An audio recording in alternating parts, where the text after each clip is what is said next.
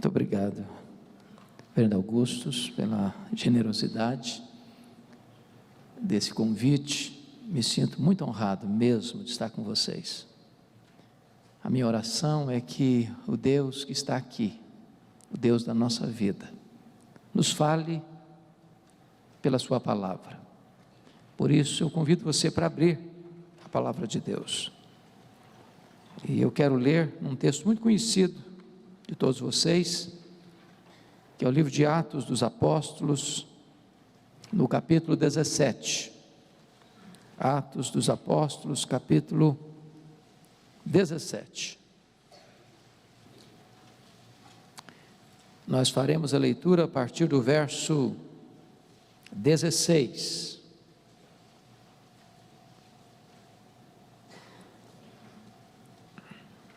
O discurso de Paulo em Atenas.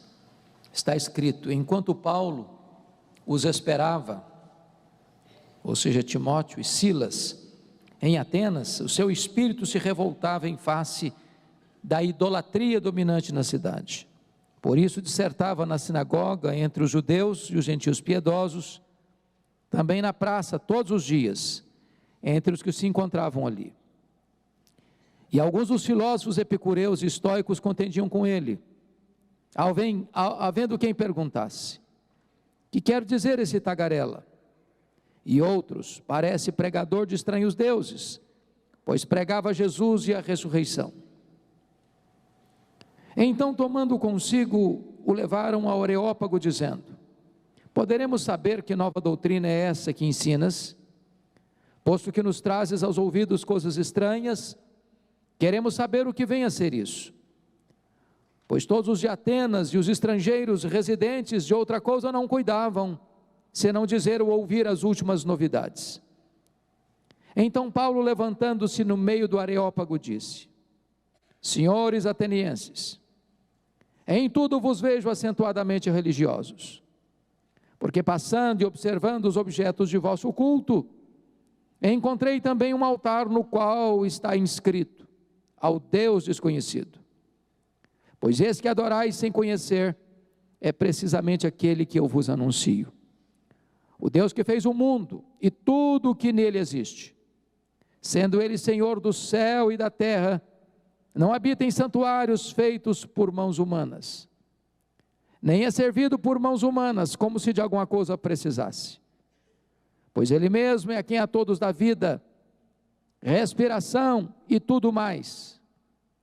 De um só fez toda a raça humana para habitar sobre toda a face da terra, havendo fixado os tempos previamente estabelecidos e os limites da sua habitação, para buscarem a Deus, se porventura tateando possam achar, bem que não está longe de cada um de nós, pois nele vivemos e nos movemos e existimos, como alguns dos vossos poetas têm dito, porque dele também somos geração.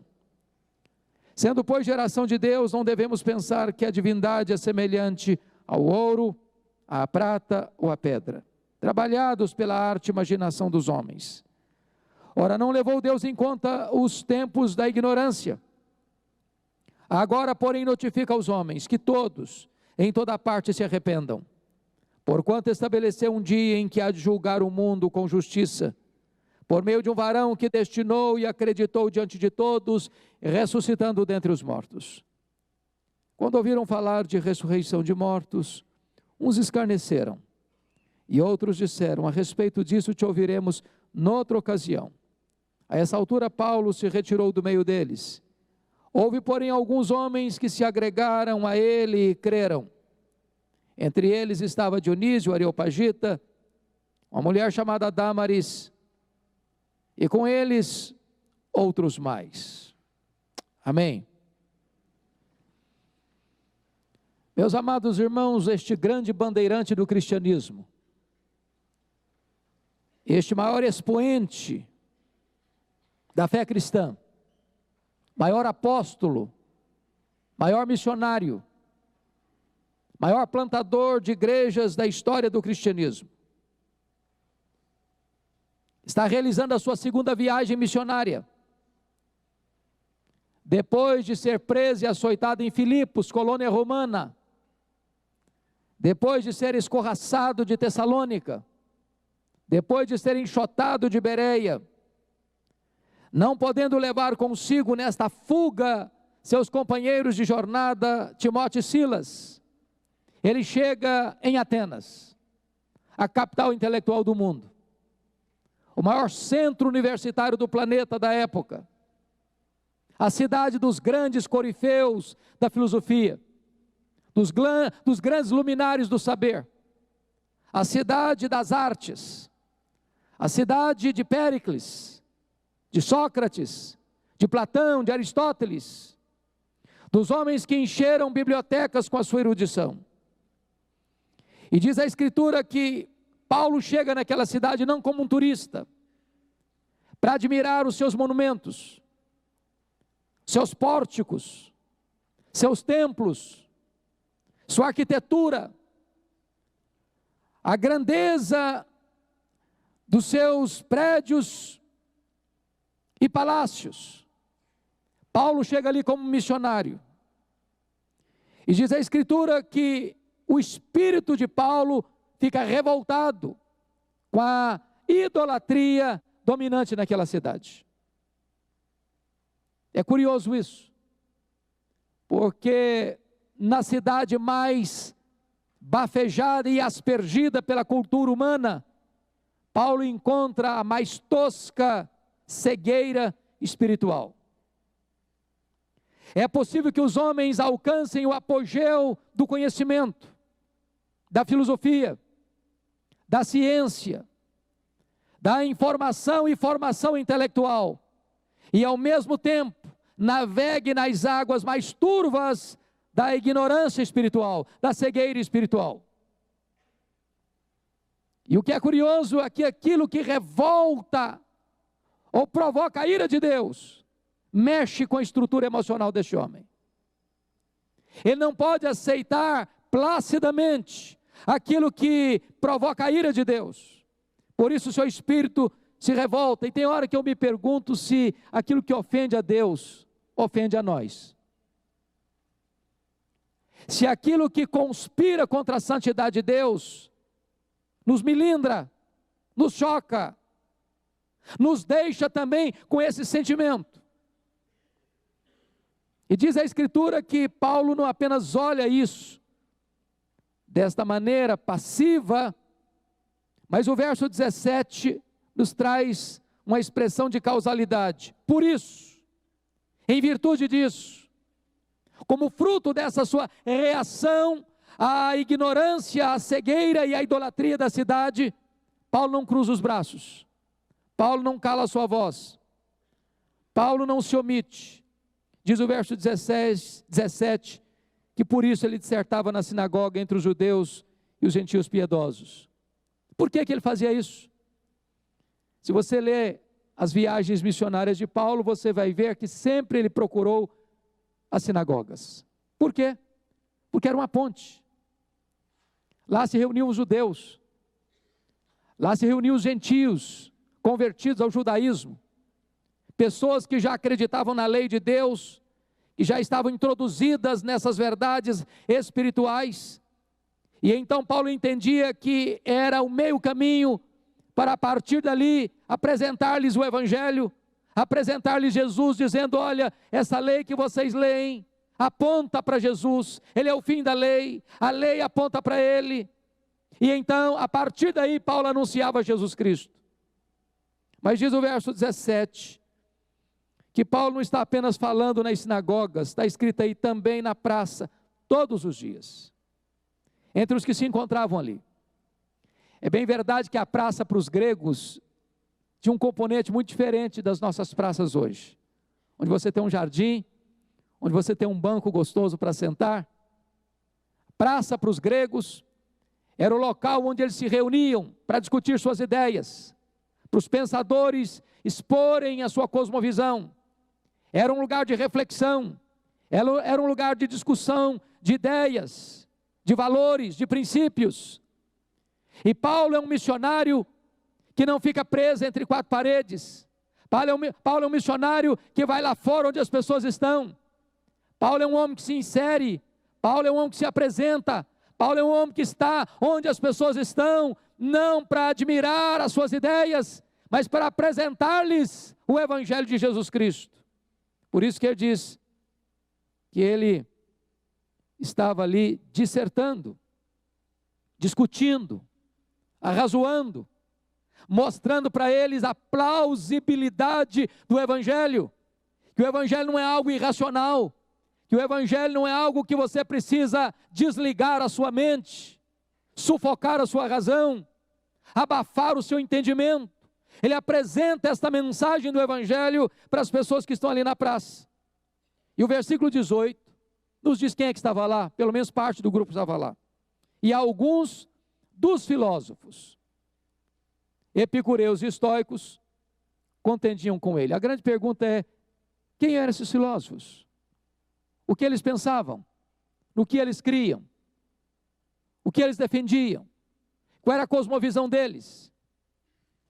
Em primeiro lugar, queridos, os estoicos, ou melhor, os epicureus, eram aqueles que tinham a seguinte filosofia: a vida, o sentido da vida é o prazer.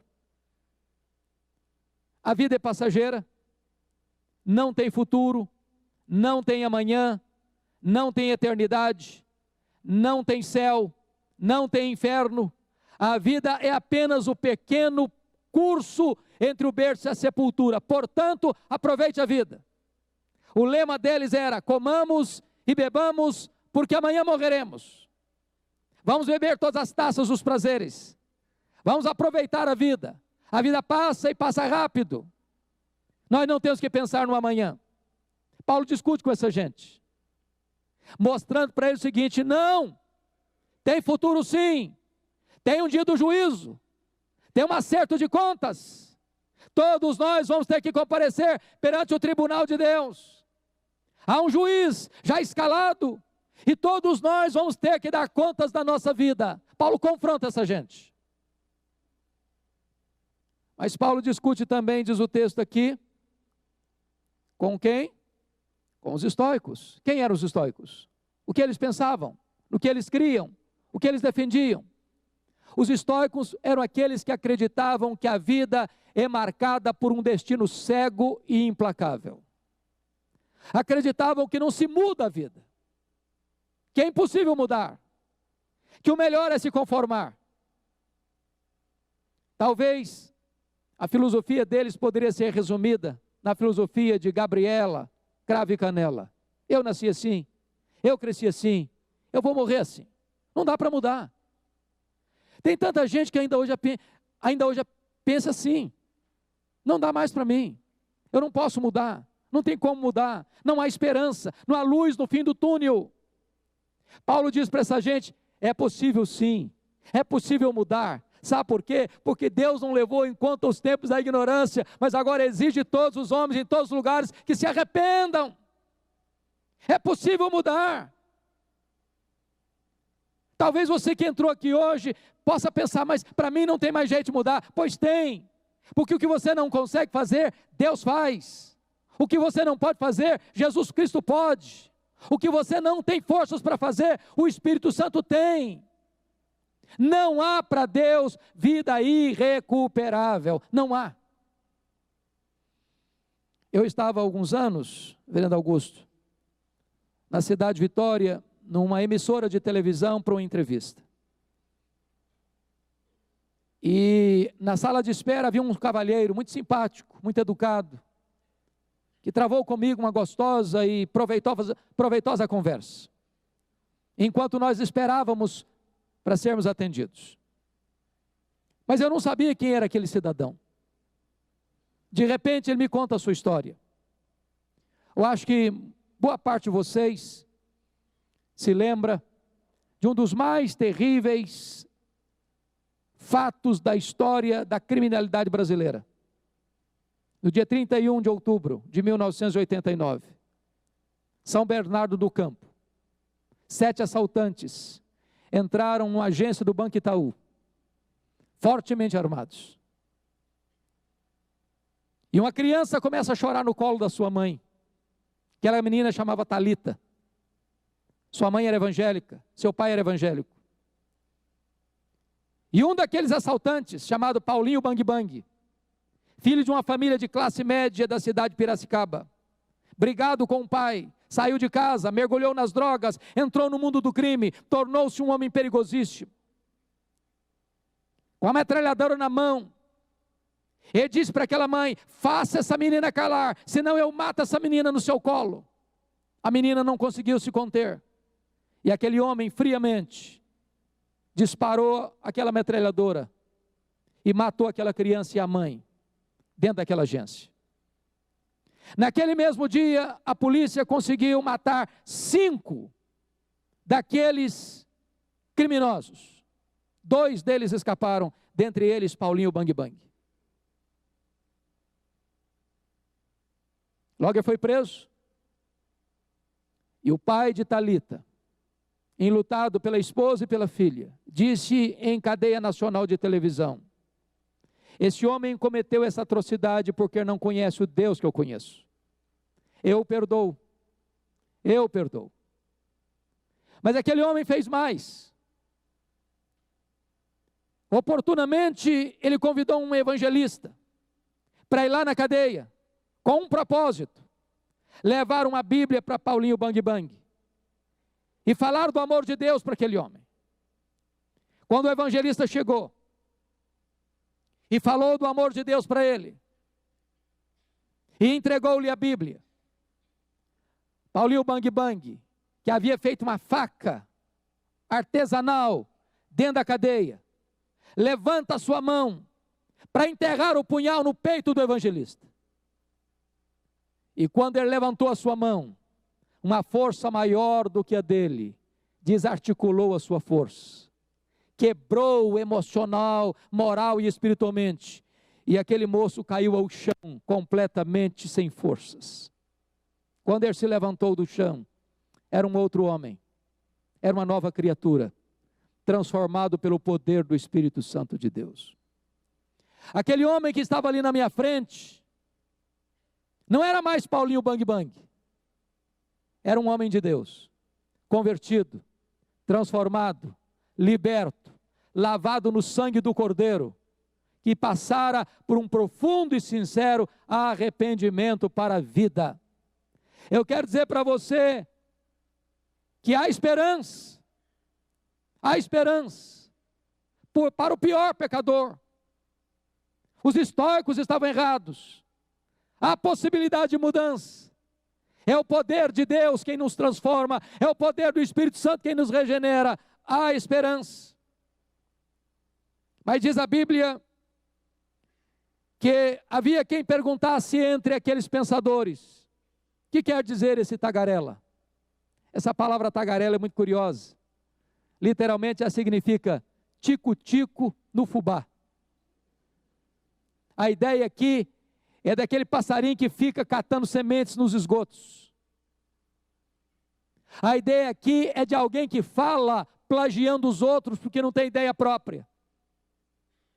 Eles estavam desta forma escarnecendo de Paulo. E eles estavam perguntando assim: parece pregador de estranhos deuses. Pois Paulo pregava Jesus e a ressurreição. É curioso que Plínio diz que na época que Paulo esteve em Atenas, havia mais de 30 estátuas dedicadas aos deuses naquela cidade. É curioso que Suetônio disse que era mais fácil encontrar lá um Deus do que um homem.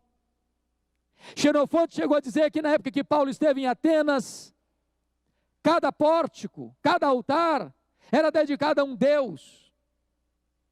Então aquela cidade era uma cidade politeísta, com muitos deuses, com milhares de deuses.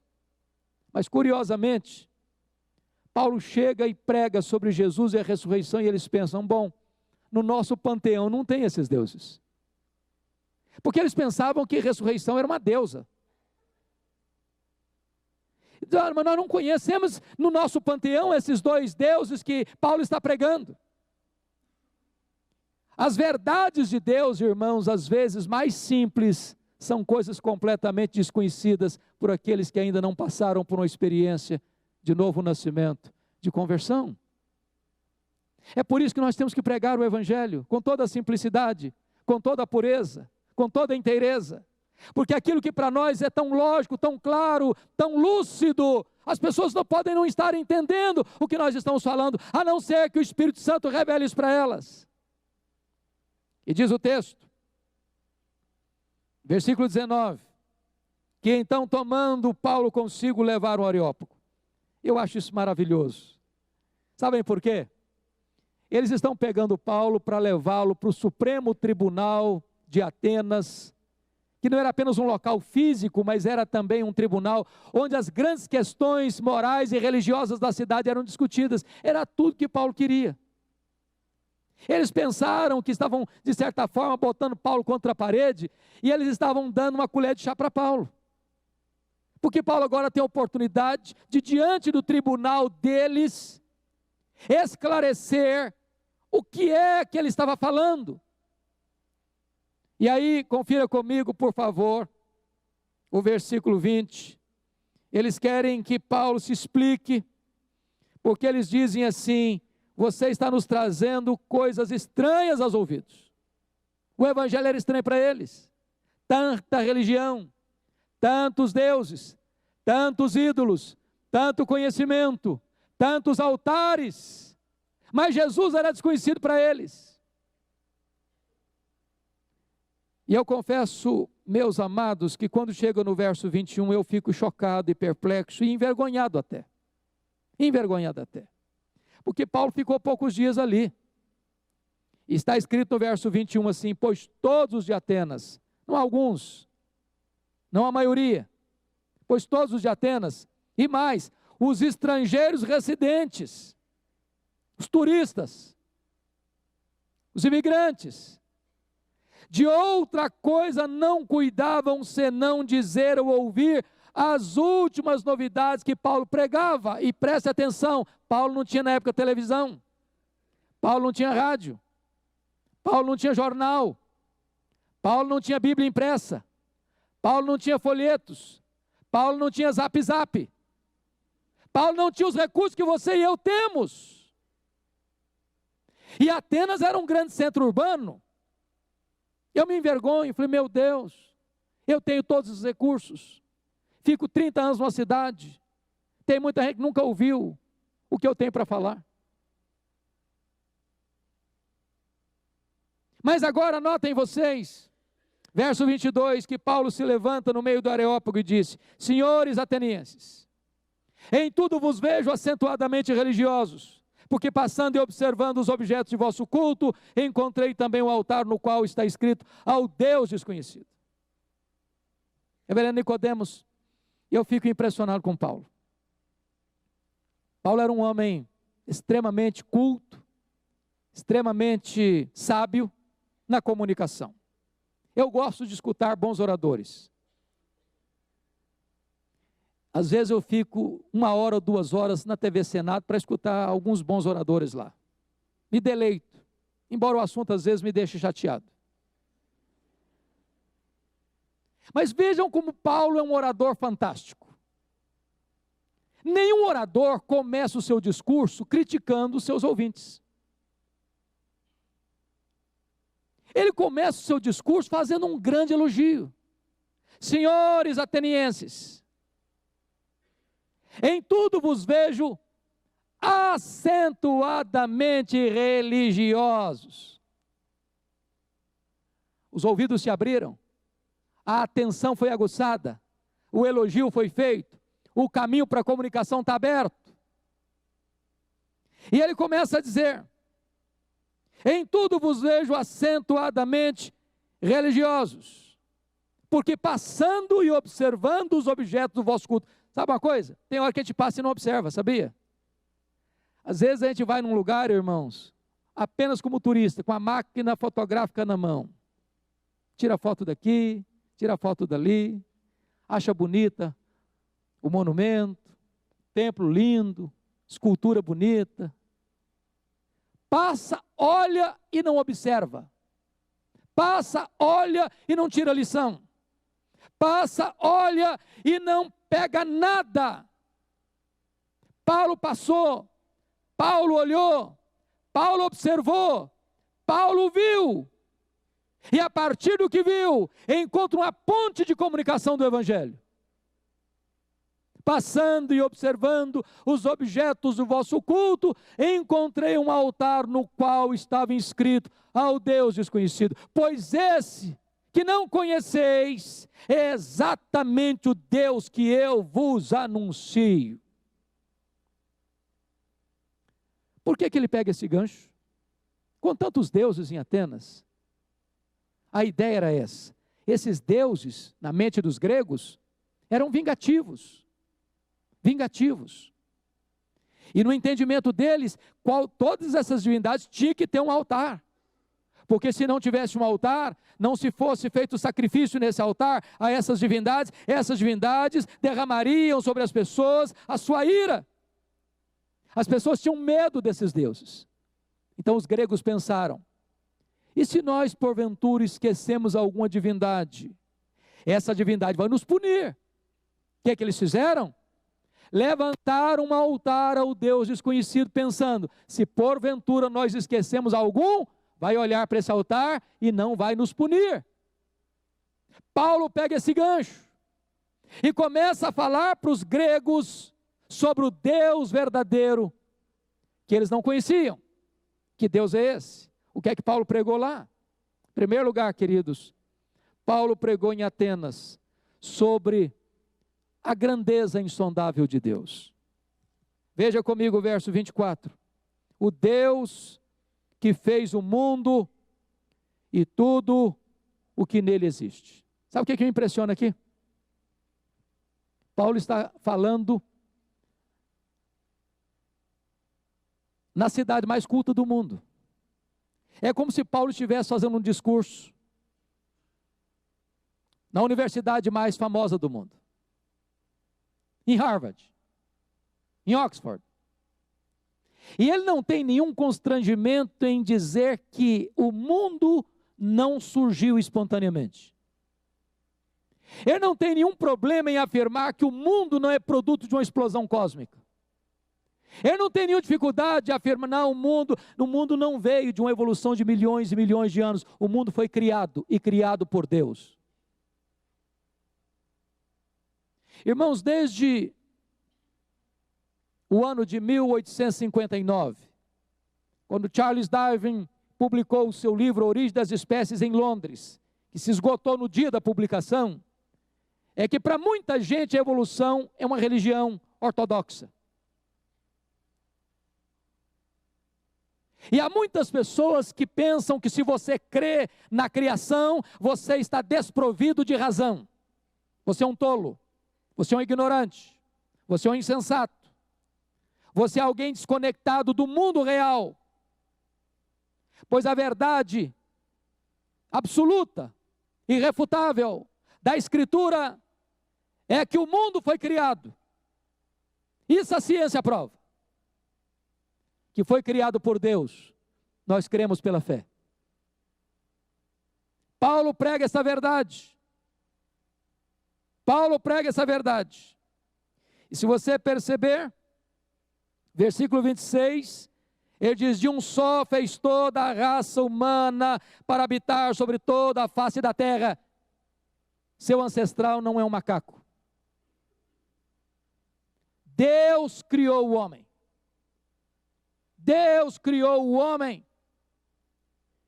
Aliás, é tão importante dizer isso, irmãos, porque hoje está surgindo no cenário religioso, e vocês certamente sabem disso, uma ideia para tentar fazer um concubinato entre Cristo e Darwin. Aí a ideia é a seguinte, bom, Deus criou sim, mas criou por meio do processo da evolução. Deus criou. Mas não foi como está escrito no livro de Gênesis, não. O livro de Gênesis não é histórico, não é verdadeiro. É uma paráfrase. É uma lenda. Ora, o grande problema, se eu acredito nisso, então Adão e Eva não existiram. Se Adão e Eva não existiram, então também não houve queda. Então, se não houve queda, então não há pecado. Então, se não há pecado, Cristo veio em vão. Se eu desconstruo esta verdade primeira da Bíblia, todo edifício entra em colapso. Por isso a primeira verdade do cristianismo, irmãos, e nós não podemos fugir dela, é que Deus criou. Paulo prega isso, a grandeza de Deus. Nós não podemos recuar diante dessa verdade insofismável. Deus criou o universo, o mundo e tudo que nele existe.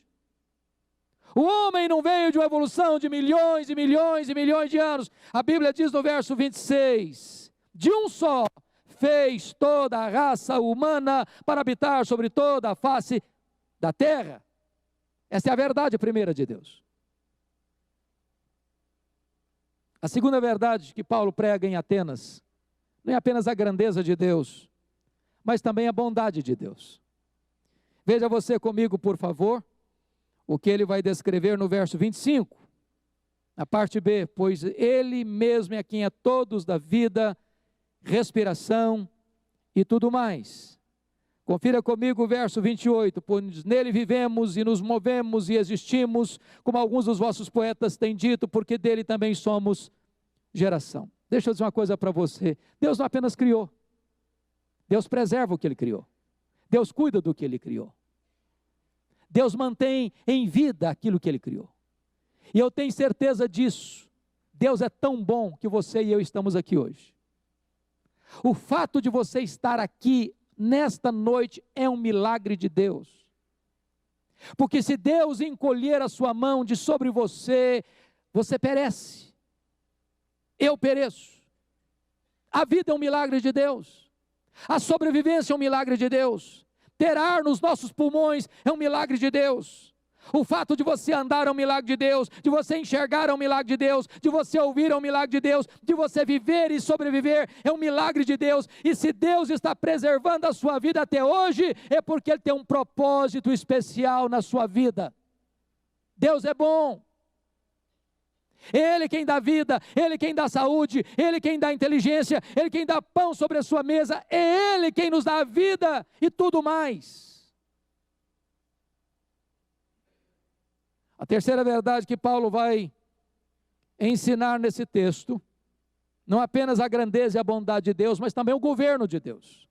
Confiram comigo o verso 24, na parte B, quando está escrito assim, sendo Ele Senhor do céu e da terra. Esse Deus que os atenienses não conheciam, Ele governa o universo, Ele tem as rédeas da história em suas mãos, Ele está sentado no alto e sublime trono. Levantam-se reis, caem reis, levantam reinos, caem reinos. Deus permanece no trono, Ele é o Senhor, Ele governa, Ele é absoluto. E notem vocês algo sublime, verso 25, nem é servido por mãos humanas, como se de alguma coisa precisasse. Deus não precisa de você, Deus não precisa de mim. Você e eu precisamos dele. Ainda mais, preste atenção, a Escritura vai nos informar que esse Deus é o Deus que não precisa nem de mim, e nem habita em santuários feitos por mãos humanas. Porque nem os céus dos céus pode contê-lo. Ele não depende de nada, nem de ninguém. Todos dependem dele. Ele não deriva glória de ninguém, nem mesmo da sua criação. Eu li um livro, pastor Augusto, há pouco tempo, de um autor muito conhecido no Brasil. E depois que eu li esse livro, desanimei de ler esse autor. Ele disse assim no seu livro: Deus não seria Deus se Ele não tivesse criado. E eu pergunto a você, antes da criação, Deus existia? Ele era incompleto? Ele era imperfeito? Ele não era Deus então? Ele era perfeitamente Deus? eternamente Deus, perfeito em si mesmo, feliz em si mesmo, na plena comunhão da Trindade. Deus não deriva a glória da sua criação, no sentido de que Ele depende da criação para ser Deus. Paulo está pregando sobre a majestade de Deus, e os atenienses acreditavam em deuses que eles mesmos fabricavam, deuses que eles colocavam num nicho, e ele ficava lá, Deus que eles entronizavam dentro de um santuário feito por mãos, e ele ficava lá. O Deus que Paulo prega, o Deus que anunciamos, é o Deus que está assentado num alto e sublime trono, e nenhum templo, e nenhum lugar pode contê-lo, porque Ele é maior do que o próprio universo que Ele criou.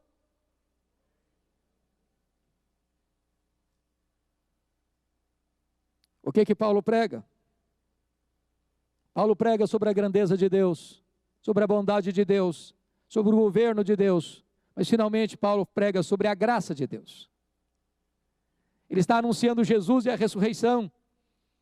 Chega no verso 30, Paulo diz assim: ora, não levou Deus em conta os tempos da ignorância. E eu fico pensando, se Paulo tivesse começado o seu discurso como terminou, ele teria perdido o seu auditório. Se ele tivesse começado assim: senhores atenienses, Deus não levou em conta os tempos da ignorância, o auditório dele teria tapado os ouvidos, se revoltado contra ele, chamado-o de petulante, arrogante, e possivelmente não teriam recebido nada. Mas agora, depois de Paulo apresentar quem é Deus, Paulo revela para os atenienses que o melhor do tempo filosófico deles não passava de tempos de ignorância. Mas agora, Deus abre a porta do arrependimento para todos, em todos os lugares, e convoca as pessoas a se voltarem para Deus. E eu quero dizer para você que nesta noite, Deus está aqui, e Ele chama você ao arrependimento. Talvez você pergunte: mas arrepender-me de quê?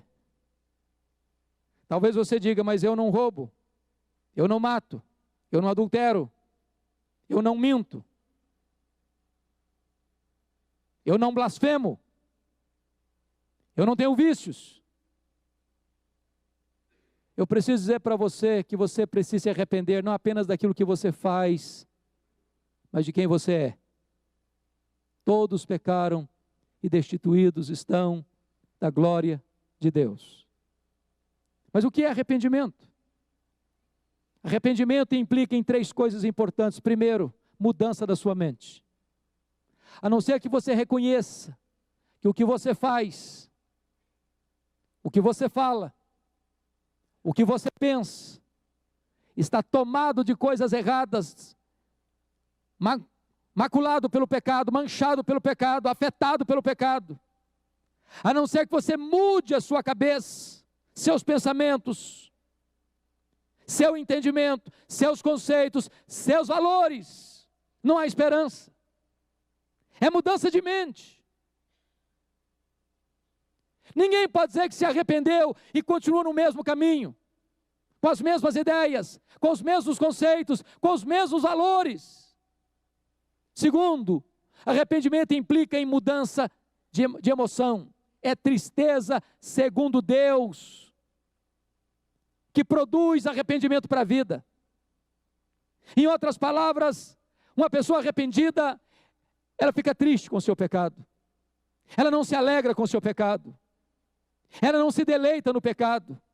Porque o pecado é a pior de todas as coisas que pode acontecer com você e comigo. O pecado é pior do que a pobreza, o pecado é pior do que a doença, o pecado é pior do que a morte, o pecado é pior do que o inferno. O pecado é maligníssimo. A não ser que você tenha tristeza de pecar contra Deus, não há esperança de arrependimento. Mas em terceiro lugar, arrependimento implica não apenas de mudança de mente e emoção, mas também mudança de vontade, de volição. Arrependimento significa que você dá meia volta e retrocede e deixa aquilo que você fazia e começa uma nova direção. Não é arrependimento e novamente arrependimento, é arrependimento e frutos de arrependimento. O apóstolo Paulo está mostrando para você e para mim a necessidade absoluta, imperativa de arrepender-se. Por que isso? Porque haverá um juízo, o dia do juízo, e todos nós estaremos lá, todos nós, grandes e pequenos, ricos e pobres, doutores e iletrados, religiosos e não religiosos, todos estaremos lá, perante o reto juiz, aquele que hoje foi lido aqui no culto, que é o advogado justo. Amanhã será o advogado, será o juiz. E a Bíblia diz que nós vamos ser julgados pelas nossas palavras, pelas nossas obras, pelas nossas omissões, pelos nossos pensamentos e desejos. É claro que jamais nenhum de nós terá em si mesmo virtudes suficientes para sermos aprovados. É por isso que você precisa se arrepender e crer. Pôr sua confiança em Jesus. Porque quando você crê em Jesus, você está dizendo o seguinte: Senhor, eu sou pecador, mas eu creio que Tu morreste no meu lugar, em meu favor, que Tu verteste o Teu sangue para lavar-me completamente. Eu creio que Tu morreste como meu substituto, eu creio que Tu levaste o meu pecado sobre a cruz, lá no Calvário, que Tu morreste a minha morte, que Tu sofreste o castigo que me traz a paz. E então, Senhor, agora eu me arrependo, agora eu creio, e agora eu me aproprio pela fé desta gloriosa redenção que Tu compraste para mim na cruz do Calvário. Quando você toma esta decisão, e essa decisão é operada pelo próprio Espírito de Deus em você, então você é salvo, então você recebe a vida eterna, então você tem seu nome escrito no livro da vida, então você tem o selo do Espírito Santo em você, então você entra para dentro da família de Deus, então você faz parte do rebanho de Deus, então você tem o maior de todos os presentes, o presente da vida eterna. Porém, quando Paulo termina esse discurso, lá em Atenas, o seu auditório se divide em 3 grupos. O primeiro grupo está aí no versículo 32. Diz que uns escarneceram. E até hoje, quando o evangelho é pregado, há rejeição, há repúdio. As pessoas olham e dizem: eu não concordo, eu não aceito, eu não creio, eu rejeito. A minha esperança é que nesta noite não haja ninguém aqui que tome esta posição. A minha esperança é que ninguém aqui nesta noite feche com as suas próprias mãos a porta da graça de Deus e recuse a maior e mais generosa oferta de Deus, a salvação. Mas se você, nesta noite, escarnecer, você não é nem melhor nem pior do que os intelectuais de Atenas, que ouviram o apóstolo Paulo. A segunda decisão do auditório de Paulo está aí no verso 32. Eles adiaram. A respeito disso te ouviremos noutra ocasião. E eu confesso para vocês que aqui está o maior perigo para a sua alma. É você concordar. Não, eu creio que isso é a verdade. Eu acho que eu sou pecador mesmo. Tenho certeza que só Jesus Cristo salva. Eu tenho certeza que eu preciso me arrepender. Eu sei que eu preciso crer. Eu sei que o Evangelho é a única resposta. Eu sei que não há outro caminho. Eu sei que não há outra porta para o céu. Eu sei que só por meio de Jesus o homem pode ser reconciliado com Deus. Mas agora não. Tem pendências na minha vida. Eu preciso resolver algumas coisas. Tem muita coisa que eu preciso acertar ainda. Está muito cedo. Quem sabe um dia, noutra ocasião, eu vou tomar posse desta verdade e vou me render a Jesus Cristo como meu Salvador. Aqui está o perigo. Porque esta é uma ilusão de você pensar que você está no controle. Que você pode tomar essa decisão a hora que você quiser. Por você mesmo você jamais tomará. seu coração é enganoso, seu coração é endurecido, e a não ser que o Espírito Santo de Deus opere em você, você tornar-se ainda mais rebelde à graça de Deus.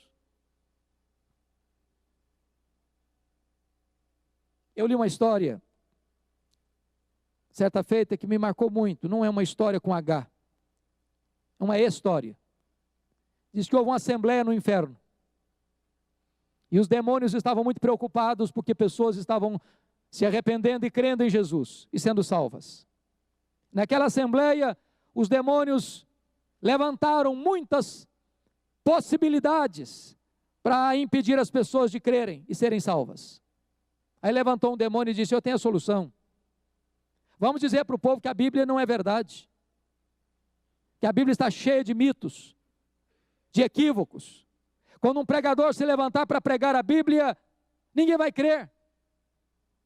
Aí levantou outro demônio mais experiente e disse: não, essa não vai funcionar não. Esse livro já enfrentou fogueiras, esse livro já passou pela perseguição mais atroz, e esse livro tem sido a bigorna que quebra todos os martelos dos críticos. Sempre que se for pregado e alguém crer, ele vai ser salvo. Aí levantou outro demônio e disse: não, então vamos dizer que o homem não é pecador. Quando alguém falar que o homem é pecador, ele vai rejeitar isso aí. O homem é bom, o homem é bom, o homem é bom. O homem é produto do meio, e se o meio for bom, ele vai ser bom. Levantou outro demônio e disse: não, essa não vai funcionar também não. Porque quando o evangelho for pregado, o homem vai ser convencido de pecado, e aquele que for convencido de pecado pelo Espírito Santo, vai se arrepender e crer, vai ser salvo. Aí levantou o demônio e disse: não, eu tenho a solução. Vamos dizer que a salvação não é só por meio de Jesus. Tem outros. Nota de rodapé. Eu fui a um médico há poucos dias, e eu estava lá deitado na maca, esperando o médico chegar. Era um exame de coração, um check-up. E ele entrou e disse: bom dia, doutor, tudo bem com o senhor? Ele respondeu: tudo bem, e você? Eu falei: eu estou bem. Falei: você está indo para o abismo? Falei: não, doutor, estou indo para a glória. E se o senhor quiser, tem vaga.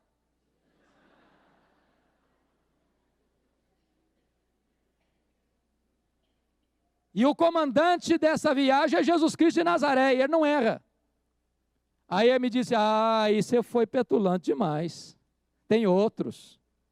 Tem Buda, tem Confúcio, tem Maomé, tem o Papa Francisco, tem a Madre Teresa de Calcutá.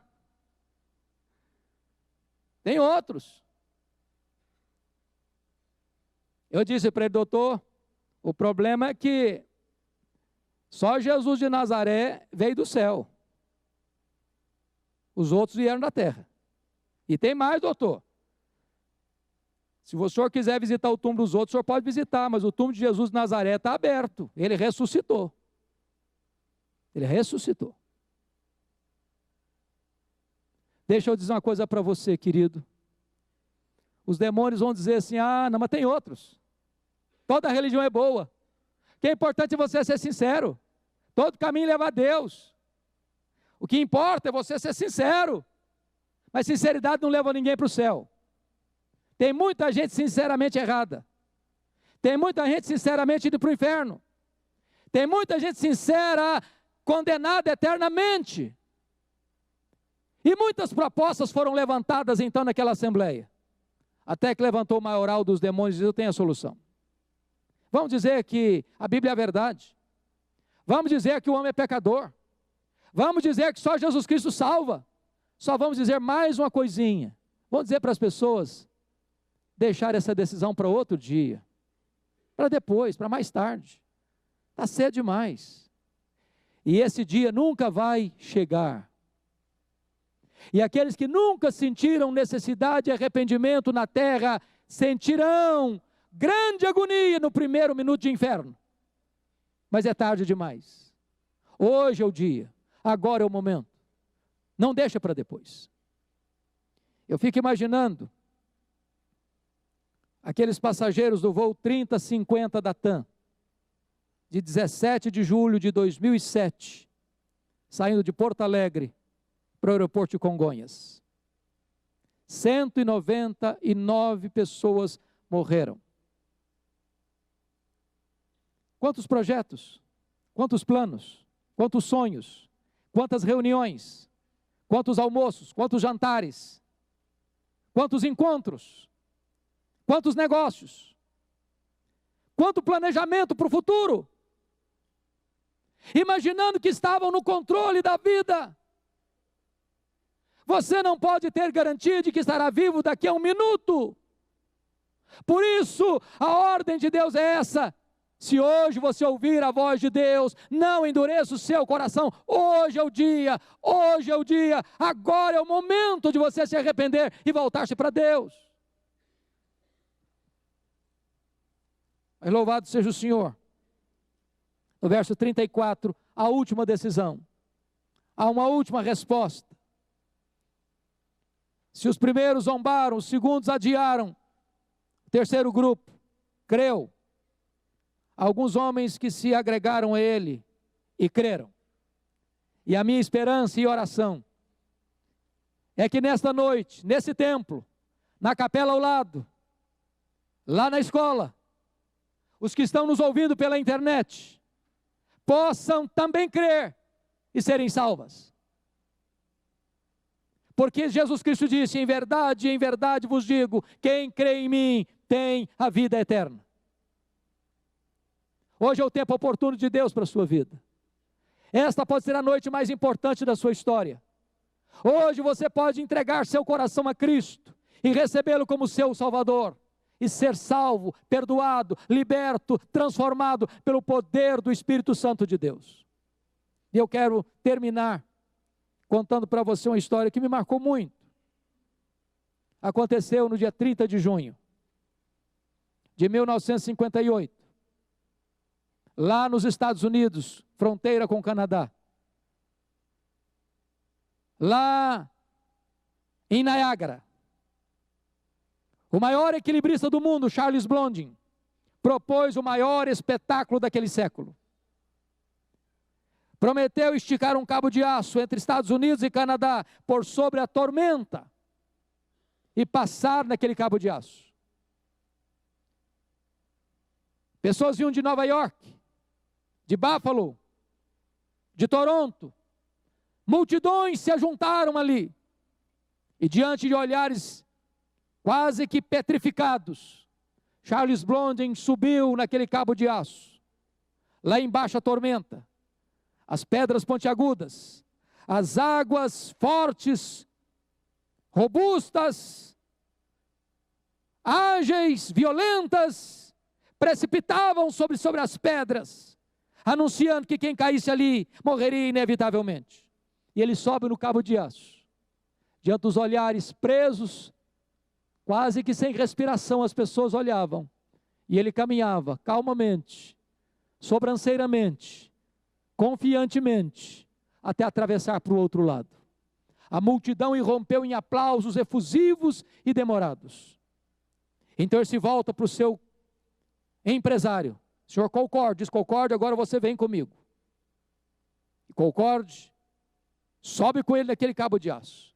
A multidão não consegue respirar, os olhares presos, fixados, respiração suspensa, e ele caminhava calmamente, seguramente, confiantemente.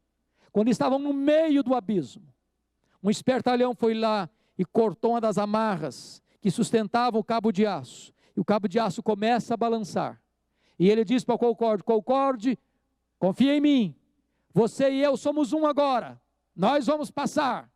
E continuou caminhando, a multidão olhando, respiração suspensa, e ele continuou caminhando,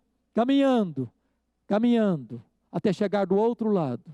A multidão aplaude, demorada, ruidosa e efusivamente, aquela grande façanha. Eu quero dizer para você que entre a terra e o céu há um grande abismo. A bocarra aberta para tragar você. E só existe um que pode conduzir você em segurança da terra ao céu. Este é Jesus Cristo de Nazaré, o Filho de Deus. Se você confiar nele, se você se entregar a ele, se você pôr sua confiança nele, se você se arrepender dos seus pecados e crer nele, Ele pegará você pela mão direita, Ele guiará você com seu conselho eterno, Ele receberá você na glória. Hoje você pode tomar esta mais importante decisão da sua vida. Feche seus olhos por um momento, por favor. Curva sua fronte.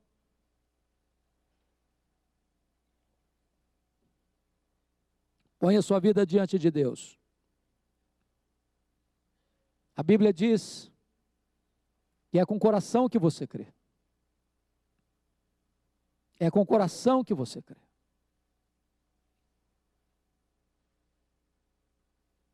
Então agora mesmo, aí no silêncio do seu coração, fale com Ele. Fale com Ele. Arrependa-se dos seus pecados. Arrependa-se. Peça misericórdia a Ele. Ele é rico em perdoar. Ele tem prazer em perdoar. Ponha a sua confiança no Filho de Deus. Ele morreu por você. Ele verteu o seu sangue por você. Ele levou sobre o seu corpo, no madeiro, os seus pecados. Ele foi traspassado pelas suas iniquidades. Ele morreu a sua morte. Ele bebeu sozinho o cálice da ira de Deus, que devia ser derramado sobre a sua cabeça. E agora Ele oferece para você a vida eterna. Ponha sua confiança em Jesus. E Ele oferece a você gratuitamente o presente da vida eterna. A salvação bendita, que nenhum tesouro desta terra pode comprar.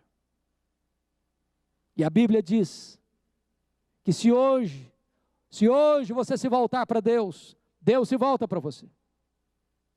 Hoje, se você se arrepender, os braços da graça de Deus se abrem para acolher você. Hoje, a porta do céu está aberta e esta porta é Jesus. Hoje, o caminho para o céu está livre e este caminho é Jesus. Hoje é um tempo de graça. Hoje é um dia de oportunidade. Hoje você pode tomar a mais importante decisão da sua vida. Eu quero orar por você e pedir que Deus abençoe o seu coração nesta noite.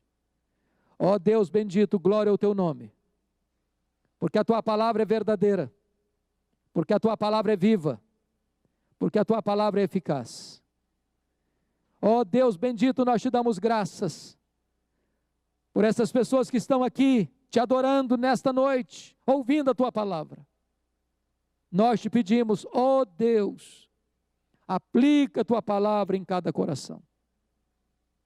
Se porventura entrou alguém aqui neste santuário, na capela, na escola, na internet, meu Deus, que ainda não teve um encontro pessoal com Jesus Cristo, como seu Salvador pessoal, que nesta noite este coração se renda. Que haja salvação nesta casa. Que haja alegria no céu diante dos teus anjos. Que haja festa aqui na terra, nesta igreja. Por perceber, Deus, a manifestação da tua graça salvadora entre nós. Glória ao teu nome, porque tu és o Deus de toda graça, o Deus que perdoa pecados, o Deus que levanta o caído, o Deus que restaura o quebrado, o Deus que faz tudo de novo na nossa vida. Oramos, meu Deus, para que os corações se rendam, para que a tua glória se manifeste, para que o poder do evangelho triunfe, e para que o teu santo servo Jesus seja exaltado. É em nome dele que nós oramos. Aleluia. Amém.